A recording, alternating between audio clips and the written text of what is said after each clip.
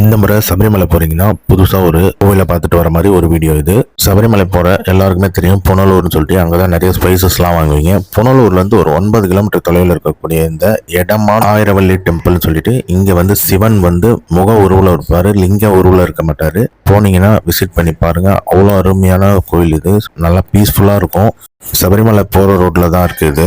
இங்க இருந்து சபரிமலை பார்த்தீங்கன்னா 110 கிலோமீட்டர் வரும். இந்த எடமான் சிவன் டெம்பிளுக்கு யார் யார் போயிருக்கீங்கன்றதும் கமெண்ட் பண்ணுங்க. சபரிமலை போறவங்க கண்டிப்பா ஒரு சில பேர் போகாதவங்க கண்டிப்பா இந்த முறை விசிட் பண்ணி பாருங்க. சபரிமலை போற ரோட்ல தான் இருக்கு. சேனல் மூலமா இந்த வீடியோ தெரிஞ்சுக்கிட்டீங்கன்னா கண்டிப்பா நம்ம சேனலை சப்ஸ்கிரைப் பண்ணி சப்போர்ட் பண்ணுங்க. இன்ஸ்டாகிராம், ஃபேஸ்புக் பக்கத்தை ஃபாலோ பண்ணுங்க. நிறைய சபரிமலை அப்டேட்ஸ் வரும் நம்ம சேனல்ல. இந்த முறை மலைக்கு யார் யார் போறீங்கன்றதையும் கமெண்ட்ல சொல்லுங்க. இந்த கோயில் உள்ள என்ட்ரானதுமே நல்ல பாசிட்டிவ் வைப்ரேஷன் இருக்கு.